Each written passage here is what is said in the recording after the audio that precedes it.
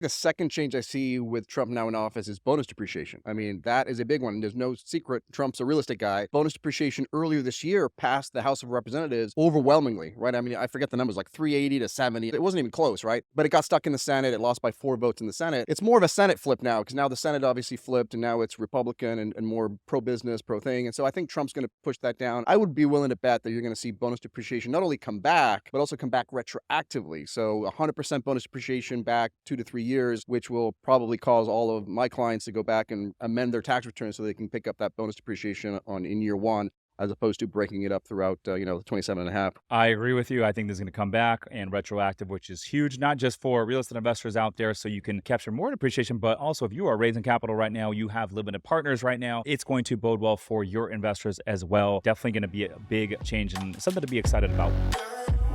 All right, guys, welcome to another episode of The Report, Saturday edition. I got my co-host today. I got my man, Mauricio Rauld. Mauricio, welcome to the show. Thanks, man. Thanks for having me. Dude, always looking fresh. Got the blue Just for blazer. Just for you, baby. Just for Oh, you. man, we're just getting warmed up over here. A little touch of blue on the shoes. Got the blue jeans looking fly, as always. So, hey, man, we got a lot of news and a lot of changes that just occurred due to the political environment changing, due to the election that we had last week. And real estate investors out there, entrepreneurs out there, business owners out there listening to this right now, they might be wondering, well, how are these changes going to impact me? What are the changes that are coming down the pipeline? So to start with, we got 5 changes that you foresee happening. Yeah. Okay, what's change number 1? I think these are just my own news. So I think there's going to be a lot of changes, I think, with Trump. The first one has got to be the accredited investor update, the definition of who can be an accredited investor. And that's critical because it determines who can invest in certain deals. And there's a lot of lucrative investments out there that are available only to accredited investors, meaning people with high net worth individuals, meaning $1 million in net worth, excluding their primary residence, or they've earned a couple $100,000 a year for the last couple of years. And they've been talking a long time about expanding that definition and making it easier for people to become accredited via a test. So that's like all the rage right now. Is like, can we do an accredited investor definition where it includes a test so you don't have to rely on the high net worth income and net worth? And because it makes sense, dude. I mean, how many people do you know that are super, super loaded and they're the dumbest people in the room, right? And you also know a lot of people who don't have that many means or are super smart. So I think the test is a good idea. And it already passed the SEC. So prior to the change from 2020, the SEC passed a rule that did implement this testing option to become an accredited investor. They just never got around to identifying what institutions could give the test, right? They never certified institutions. So that's a really easy fix for me. Like Trump can come in, whoever the new SEC commissioner is going to be, they can immediately say, look, this company, that company, they're going to administer a test, and boom, now you've got this accredited investor. So I think that's coming down the pipeline. I love that because, for one, I know a lot of individuals because I used to work air traffic. So a lot of those individuals make just under 200K. You know, they might, after overtime and all that, they might bring in 185, 190. So they don't qualify from an income perspective. And most of their money, their net worth is in their primary residence. And so they don't quite qualify, but they are very intelligent. They're very savvy. They invest in the stock market and they understand investments. And then I have to tell them, no, you can't invest in my fund because it's only for accredited investors. I hate telling people no. So I think this change could be big. What is change number 2 that you foresee happening? And of course, we're speculating here.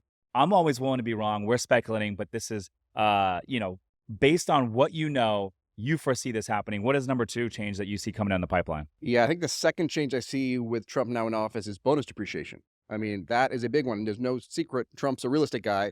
Bonus depreciation earlier this year passed the House of Representatives overwhelmingly, right? I mean, I forget the numbers, like 380 to 70. I mean, it wasn't even close, right? But it got stuck in the Senate. It lost by 4 votes in the Senate. It's more of a Senate flip now because now the Senate obviously flipped and now it's Republican and more pro-business, pro-thing. And so I think Trump's going to push that down. I would be willing to bet that you're going to see bonus depreciation not only come back, but also come back retroactively. So 100% bonus depreciation back 2 to 3 years, which will probably cause all of my clients to go back and amend their tax returns so they can pick up that bonus depreciation in year one, as opposed to breaking it up throughout, the 27 and a half or whatever. I agree with you. I think this is going to come back and retroactive, which is huge, not just for real estate investors out there so you can capture more depreciation, but also if you are raising capital right now, you have limited partners right now, it's going to bode well for your investors as well. Definitely going to be a big change and something to be excited about. What is reason number 3 that you see, or change number 3 that you foresee happening? The third change I think will happen with Trump in the office is the one I'm actually the most excited about because it affects my clients the most, and that is the ability to get paid to refer investors to your deal. So if you're a capital raiser, you're out there raising capital for real estate, boutique hotels. I mean, this definitely affects you. Right now, you cannot take referrals from people. You can't pay for referrals. You can't pay for somebody to bring in investors unless they're a broker dealer, right? And there's so many people trying to get around the rules, becoming a co-GP, as we call, the kind of trying partner, but they're not really doing that right. They do a fund-to-fund structure. They do all these structures. But again, prior to Trump coming on, they actually didn't pass a final rule, but they passed a proposed rule. They already introduced a rule that proposed this idea of like, hey, under certain circumstances, we're going to allow you to be able to get compensated for referring investors to people and get paid a commission, like either a percentage of cash, a check, or a percentage of the deal, or what have you. Some limitations, obviously. I mean, it was accredited investors only could be referred. You couldn't market it. I mean, they had to already be in your network. But literally, it was almost like it's another exemption to a broker. So I think that's going to open up the capital raising thing and honestly make my life easier because I don't have to deal with all these folks that are really trying to bend the rules and trying to figure out how do I pull this off without violating the rules. Now we're going to be given, again, my speculation, what'll happen is that they'll reintroduce the proposed rule. They'll have a comment period, and sometime, halfway through the term, they'll approve this proposed rule and will become final. And so just to be clear, if this rule changes, what will make someone eligible? Like what criteria will they need to meet in order to raise capital for someone else's deal? They would just have to make sure that the referrals they're making they're accredited investors, number one, but not verified. They're just, reasonable, check the box. They would have to make sure that they didn't advertise to get that person. You already know, you make the referral. It's disclosed. Well, disclosure is always important, right? You want to make sure the investor knows there's a written agreement in place. And they can't, handle funds. They can't make recommendations on the investment, things like that. But they can certainly actually help them a little bit in terms of, hey, here are the documents. Here's the deal. Let me explain it to you. Let me make the introduction. They may even be able to be on the phone call. So it's a little bit more than just a finder. It's not broker stuff. They're not making recommendations, but there's quite a bit of involvement under the old proposed rule, which was back in October of 2020. Love it. That will be huge. All right. What is change number 4 you foresee coming down the pipeline? This one's the fun one. I think no one's talking about this one, but I think the Corporate Transparency Act, which is a nightmare for a lot of small business owners, about 30 million business owners now that have all of this private information that they have to disclose to the government for every LLC or any entity they have. It occurred to me a couple of days ago that, how many entities do you think Donald Trump has in his Trump organization? Hundreds, if not thousands, right? And so I'm sure he's not a fan of this thing.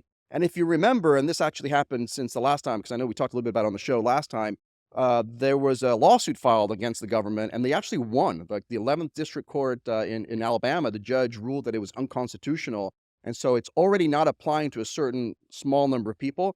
But again, I don't think it's that much of a stretch for Trump to say, hey, because it's under the Treasury Department, it's under his division, it's FinCEN, the Financial Crimes Enforcement Act. He can literally say, look, there's a court process going on. I'm going to stay enforcement of this. I'm not going to proceed until it makes its way through the court system. I think there's a good shot that he takes that political cover by saying, hey, it's already in the courts, it's already been held unconstitutional. Let's wait and see how the Corporate Transparency Act makes its way through the court system all the way to the Supreme Court, and let's see what they say. And because there were some rumors, maybe they will stop enforcing it, and they said, no, we're going to continue to enforce it. Trump, I think, has a good shot of reversing that. Personally, I think it's been a big pain in the ass, at least for us. And that would be big. I 100% get behind them just completely removing the Corporate Transparency Act. I think it's a bunch of BS if you ask me. All right, that's a big win. Number 5, last but not least. I think the last one's it's very nuanced. There's an exemption that we rarely use in the securities world, which is it's called regulated crowdfunding. So it's a way to basically raise capital without having to comply with all the rules. He already extended that. It used to be a really small rule where you could only raise $1 million. He actually jacked it up to $5 million. But there's a good chance he will continue to relax those requirements, maybe increase the limit to maybe 10, like some of the other exemptions, and maybe not be so restrictive with the non-accrediteds. Right now, there's a big dollar number limitation on how much non-accrediteds can invest. So if you make $60,000 a year or something, you may only be able to invest $2,500 or 5% of your net worth or whatever. So it's a small amount, which makes it kind of a pain for capital raises to have so many little investors. So if he can relax those rules, and again, he's already addressed them in his last administration, it could be just a continuation of that relaxing of those rules. Okay. And so just to clarify, this is going to be for accredited or non-accredited investors? No, in fact, regulated crowdfunding is one of those rules that allow you to both advertise and take non-accredited investors. There's just a lot of regulation and a lot of limitations on it that made it almost impractical until they raised the limits.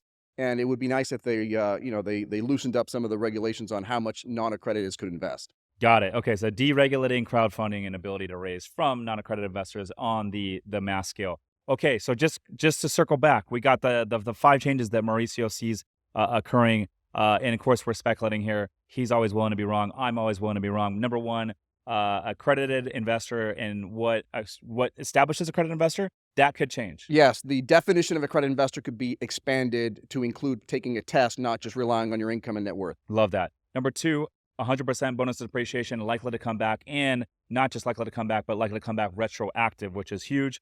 Number three, ability to get paid to raise capital. That is going to become potentially easier. As of right now, you got to do fund to funds or be part of the GP. That might not be the case moving forward. Number four, Corporate Transparency Act, that could go away. That would be huge.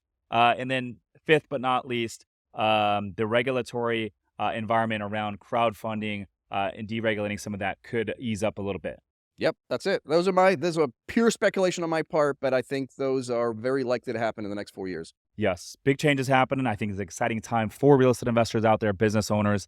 I know I'm excited. So we'll see where this goes. They're already calling this the greatest transfer of wealth in American history. 40 million baby boomers retiring in the next 7 years. 4.8 billion people on social media. They were already calling it the greatest transfer of wealth. And then now with the election, this sets up very, very well for a nice prime 4 years ahead of us. I know I'm excited. You're excited. There is new energy in the air. He's Mauricio Rauld. I'm Rich Summers. Listeners, thanks for tuning in. We'll see you in the next one. Peace.